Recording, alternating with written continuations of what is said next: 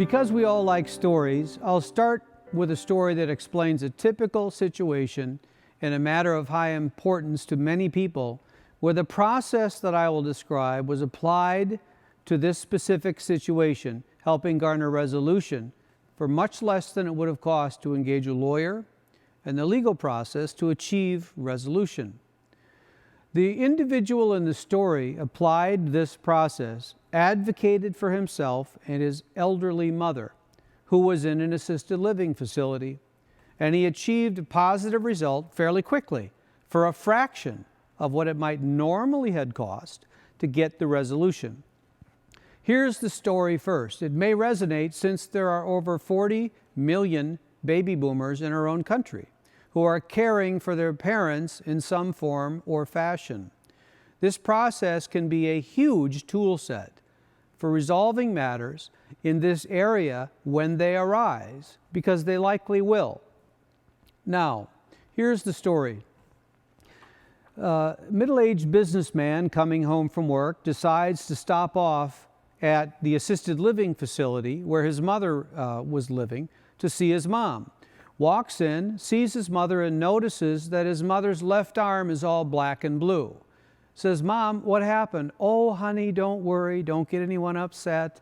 The paraprofessional that normally walks me back and forth to dinner, they had a staffing reduction here, honey, and that person is no longer working, and I fell on the way to dinner." "I don't care, Mom. I mean, I'm paying $6,000 a month for you to be in this facility. That's not appropriate. I'm going to go talk to the manager." So he proceeds to go up to the manager and say, what happened to my mother's?" "Well, she fell, sir. It's true. We're so sorry. We had a staffing cut here at the organization, and so we're short-staffed. I'm sorry." "Well, I don't really care. Thank you for saying you're sorry, but I'm paying $6,000 a month for my mother to be here. This needs to be resolved. What are we going to do to get this resolved?"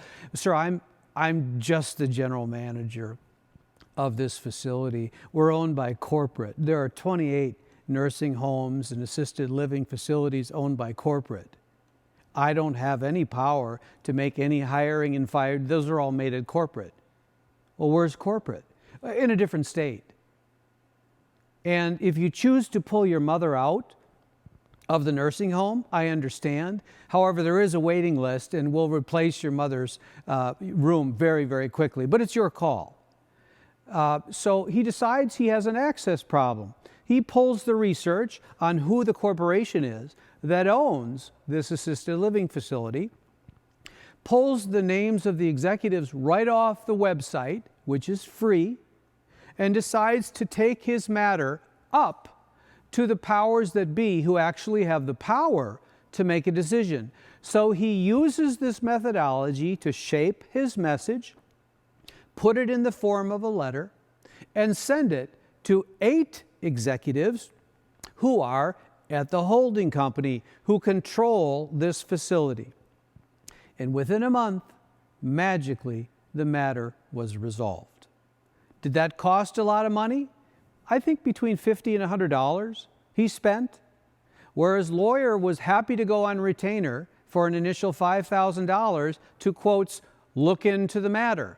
So this man spent an extra 2 or 3, 4 hours of his own time in his own elbow grease to resolve the situation, and it did get resolved. That's the power and the basics of how this process works. Now, here's the basic psychology behind why the system works and how it can be applied in a myriad of situations to improve your chances of achieving resolution and justice in whatever your situation or your matter of significance is. I'm going to share something called the parenting analogy. Now, hang with me. I'm going to ask you 3 questions. When you ask your child to do something on the first request, "Honey, please clean up your room before dinner. Please mow the lawn please mow the lawn. I want the lawn mowed by the time I get home from work." When you ask your child something basic, does your child typically do it on the first request? Most people laugh and say, "No, they don't." On the second request, what do you as a parent or as a caregiver do? You typically change your body language, your voice gets more stern, and you repeat again, would you please clean your room? Would you please stop bouncing the basketball and come in for dinner? On the second request, does a child typically do what you ask them to do? The answer is no.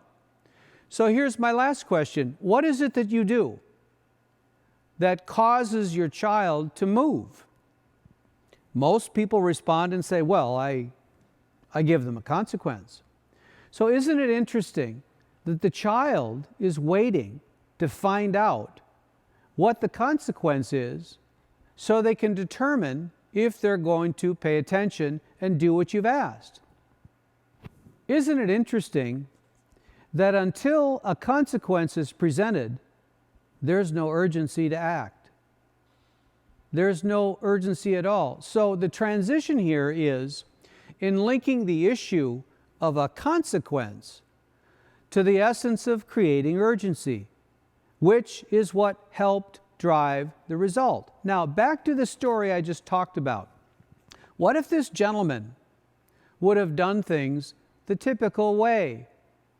What would be his chances for a positive outcome if he would have just dealt with that general manager? Probably he wouldn't have gotten it resolved for a month or 2 or 3, if at all. However, what he did do is he created consequences necessary to create the urgency around his matter. How?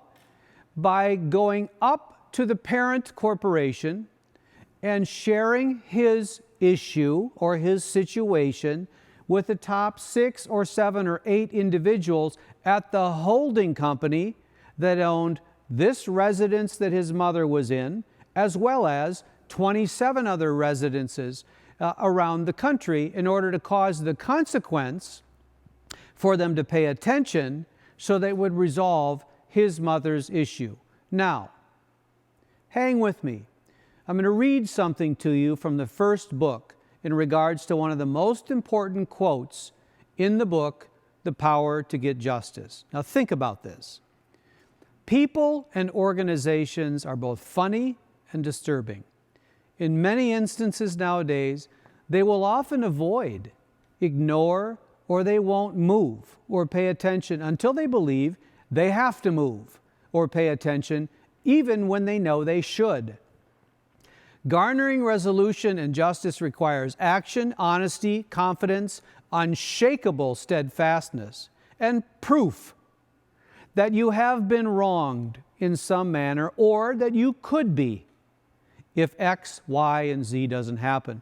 But even when these things are in tow, in order to garner resolution and the justice you seek, it often seems to require a significant consequence of some sort, whether real or perceived by the other side, before the individual or the organization that you seek justice from internalizes and weighs the potential consequences of not responding to you before they will move or act on this or that.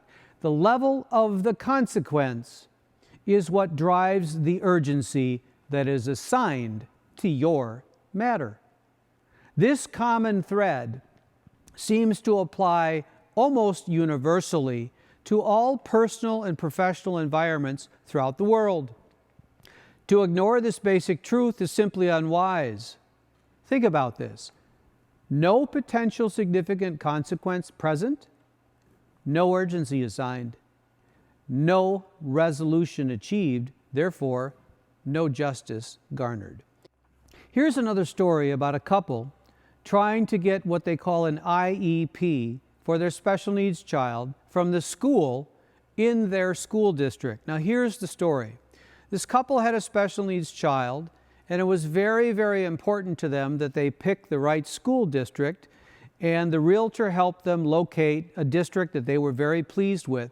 So they had already had one meeting with the special needs teacher that would have been the teacher for their special needs child. So they thought everything was going fine. They liked the teacher, everything was going fine, But in the process of having the second meeting and the third meeting and the fourth meeting, everything just stopped and there was no second meeting. So the parents, the mother and the father, were a bit annoyed, didn't really know what to do, didn't want to have a poor relationship with the teacher. Creating a good relationship was very, very important. But it just fell off. And after a couple of emails and a couple of phone calls to the teacher, there was no response. Everything just went dark. So this couple found out about my book years ago, the original book, The Power to Get In, and they found out about my process, the circle of leverage system. So they thought, what the heck? We're not getting anywhere. We have two choices. We can retain our lawyer and have a couple of nasty letters written, which we really don't want to do, or we could try this system, which we have no idea if it's going to give us any result or not, but it's inexpensive. Let's try it. Let's use this guy's philosophy of creating consequences. Let's write the best letter we know how to write, but let's do something that he's recommending. Let's send it to the teacher, the director of special ed in the program, the principal of the school, and the superintendent of the entire district. Then let's copy other teachers who are peers of this teacher that would be our son's teacher. So we're writing a letter to one person, plus 2, plus 3, plus 4, 5, 6. 6 people received this very same letter on the same day. Regular mail, nothing fancy, where they put their beef, their irritation, they communicated that in a 2-page letter, which is actually appearing in the book. And magically, it was responded to. And magically, meeting 2 happened within 2 weeks. Meeting 3 happened within 2 or 3 weeks later, and magically, they got the IEP. Now, would the couple have experienced this success had they retained a lawyer? Probably. They would have gotten success at an expense of $2,000, $3,000, $4,000, $5,000 or more dollars. This cost this couple less than $100. By sending 6 or 7 letters or whatever it ended up being. But the consequence was interesting. The consequence was right because if this teacher ignored them, her boss was copied, her boss's boss was copied, and her boss's boss's boss's boss was copied, the superintendent. So all of a sudden, 6 to 7 people became aware of this situation where all the couple was doing is advocating for their own rights, because in the state of Minnesota, an IEP is supposed to be given to any special needs child, even though they were having a hard time getting it. So the consequence created the urgency. The urgency created the action such that they got the result.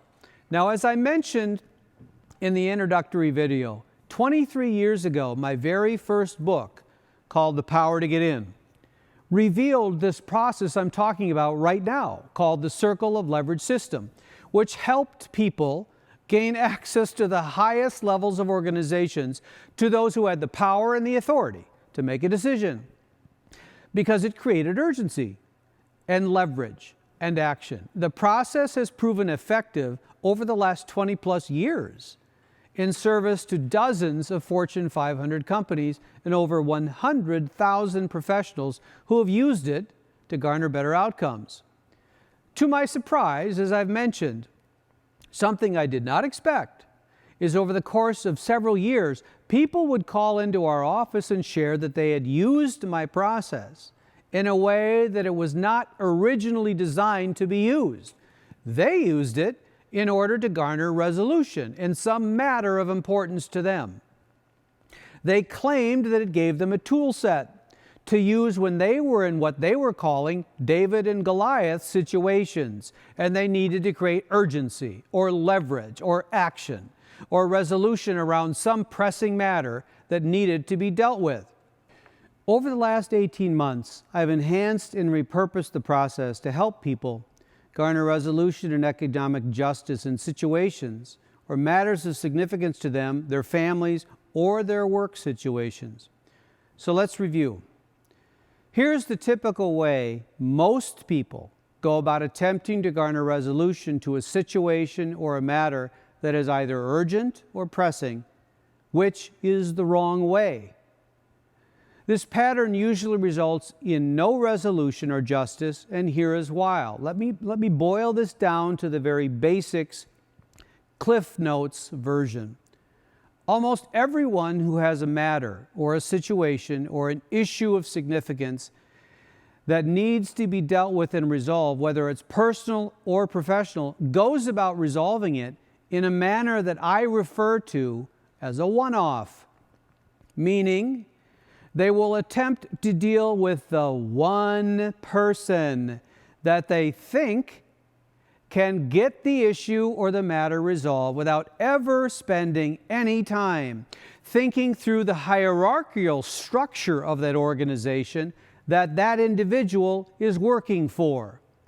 Nor do they spend any time thinking about the emotional or the psychological triggers, which I call key engagers, that would automatically cause that person to pay more attention to their matter faster, increasing the probability that they would take the necessary actions to get that matter resolved. So to repeat, most of us, they'll approach just one person that they think is the correct person to deal with. They will bring that matter to that person's attention with the hope that it will cause enough urgency to spur that person to handle their matter and resolve it to their satisfaction in a timely manner. However, nothing could be further from the truth in terms of how things work normally in the real world, meaning, where is the consequence to that one individual if they choose not to respond? Or they elect to ignore you? Or they claim they don't understand what you need? Or they refer you to someone else, forcing you to start all over again from ground zero? There is no consequence, really, none. Therefore, you will likely not create any leverage, any urgency, or any action around your matter, regardless of how pressing it might be to you. But it will likely not get resolved to your satisfaction. Now, there is a much, much smarter way, which creates urgency and action around your matter by causing more of the right people who have the power and the authority to make a decision to become aware of whatever your issue or your matter is. It is smarter, it's more methodical, it's more systematic, because you're approaching the situation which increases by a factor of 2 or 3-fold the probability that you will create the urgency by creating more visibility, more awareness, more action, and the resolution that you are seeking by following a specific pattern that works anywhere in the world, because it is based on basic human psychology and our human behaviors in terms of how we are all taught by our own parents to respond to virtually all stimulus. Now let me give you the basics, what I call the Cliff Notes version of how a process that's been around in commerce for over 20 years, called the circle of leverage, really works. Here's what it is, here's how it works, why it works, and for the purposes of this video, I will do my very best to simplify the core essence of the process and from where it draws its power.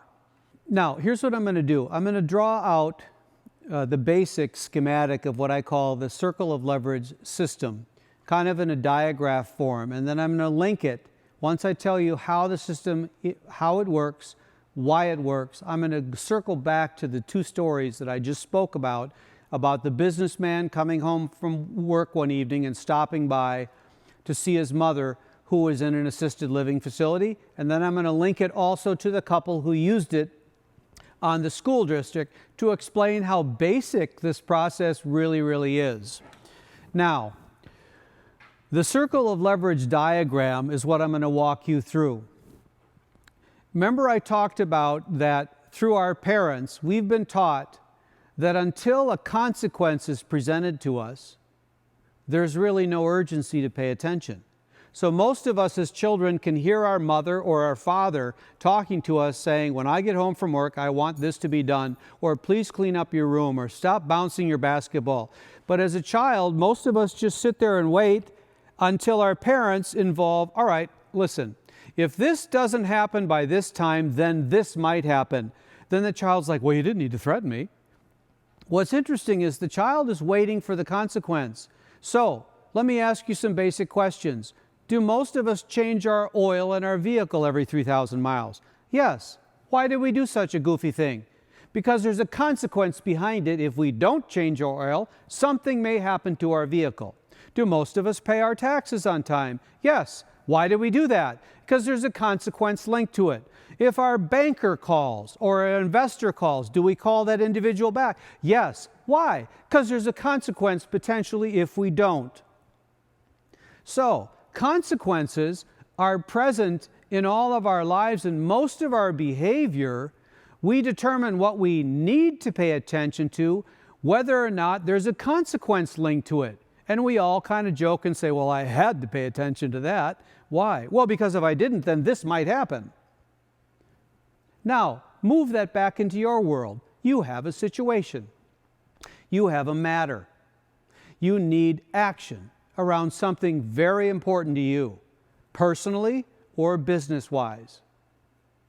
Unless you can create a consequence, the probability of them paying attention to your matter is very low.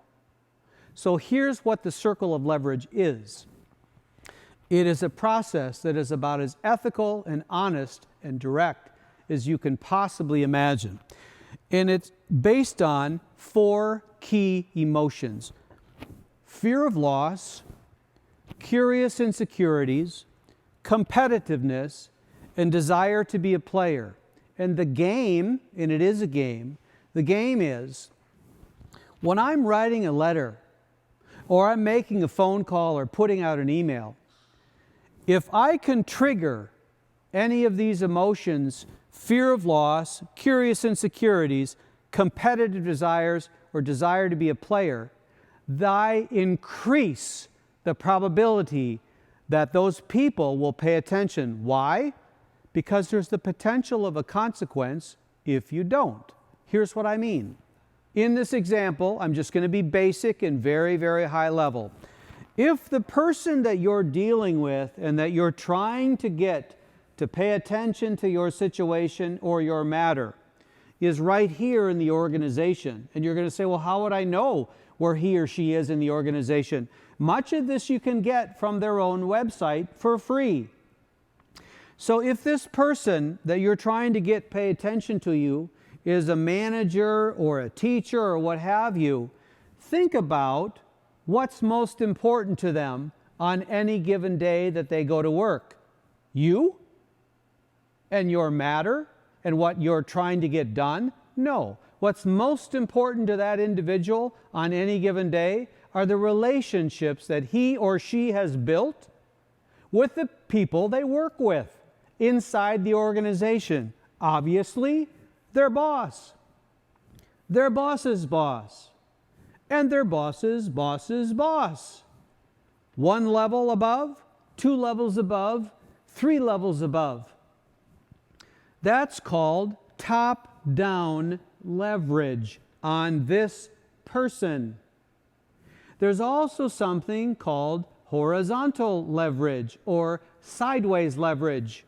This person has peers they work with inside the organization. Whether it's an airline, a bank, a school, doesn't matter. Their peer over here, which they may or may not like. their peer over here, which they may or may not like. There's a high probability also that this person has people who report to them, which I call subordinate leverage. People who are reporting up.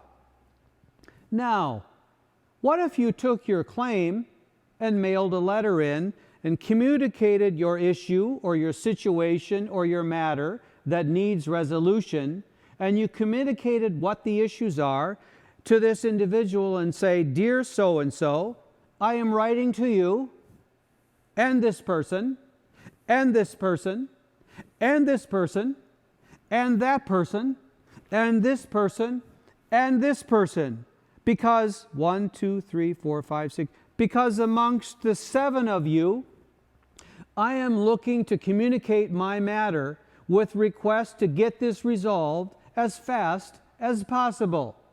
Now, this can be done in a simple letter or an email or a phone call. Now, think about this. What happens to this person if they choose not to pay attention to your issue? But this person does. Where is the consequence to this individual if they choose to ignore you or act like they don't know what you're talking about? Fear of loss, curious insecurities, competitiveness, desire to be a player. The probability lifts by a factor of 2 or 3-fold that by involving top-down leverage, sideways leverage, and bottom-up leverage, the circle of leverage. The circle of leverage. You are using invisible leverage that rests sideways on this person, and you are using leverage that rests with their boss's boss, and their boss's boss's boss, to create leverage in order to cause the potential of a what? Consequence, if this person chooses not to pay attention. Now, as real and powerful as this is, and over 100,000 people I've trained to use this simple methodology in business, I'm going to go back to the 2 stories I just spoke about earlier to show you how this businessman used this process on this assisted living facility that his mother was residing on, who had a staffing cut. So the person who was supposed to walk his mom to dinner back and forth every night to dinner was no longer there. His mom fell, hurt herself, bandages all over her arm, black and blue. So what he did is he did research for free by going to the corporation's website, and on the website listed the executives who were running this corporation that owned 28 or 29 nursing homes. So he took the matter up. This was the person who managed the basic facility where his mother was, but he was getting nowhere. So all he did is do some research on that entity's website and guessed, using his business intuition, that this person probably reports to this person. This person probably reports to the vice president of facilities operation. This individual probably reports to the senior vice president of operations, who probably reports into the president and CEO. Then he guessed that people sideways to this person could be the director of facilities for the state of the other states where other nursing homes were that are owned by this entity. So all he did was take his beef, take his situation, and broadcast it in a very controlled use of language that is laid out in the book, The Power to Get Justice, to say, I am writing this letter to you, and you, and you, and you, and you, and you, because 1, 2, 3, 4, 5, 6, 7, 8, because amongst the 9 of you, I am looking for resolution in regards to this matter, whereby my mother used to have a paraprofessional. You've had a staffing reduction, which is not fair. I'm still paying $6,000 a month, and I want this resolved. If it's not resolved within the next 30 days, here's what I'm prepared to do. That letter went to 9 people inside of the organization. I think he chose to use priority mail to send the mail. Magically, where's the consequence to this person if they choose not to respond? It triggered their fear of loss, their curious insecurities. Magically, all 9 people are in a conversation. Did you get this letter from this guy in Iowa? I did. What do you think we should do? So all of a sudden, 9 pairs of eyes become aware of the matter. They become aware of the situation. Was there lawyers involved? No, not yet. He did threaten in the letter that if it wasn't resolved within the next 30 days, he may involve his legal counsel. That was about as firm as the letter was. But in result, within about 30 to 45 days, magically, the place where his mother was residing, his mother had a PCA to walk him her back and forth to dinner every night. That's what I'm talking about. This is simple. It's common sense and it's basic. Now, here's the second example using the same circle of leverage system schematic to link it to how this couple in Minnesota used it on this very large school to urge the teacher who had basically gone silent on them to get back on track so they could get their IEP for their special needs child. So they wrote a letter to the teacher that they had been dealing with.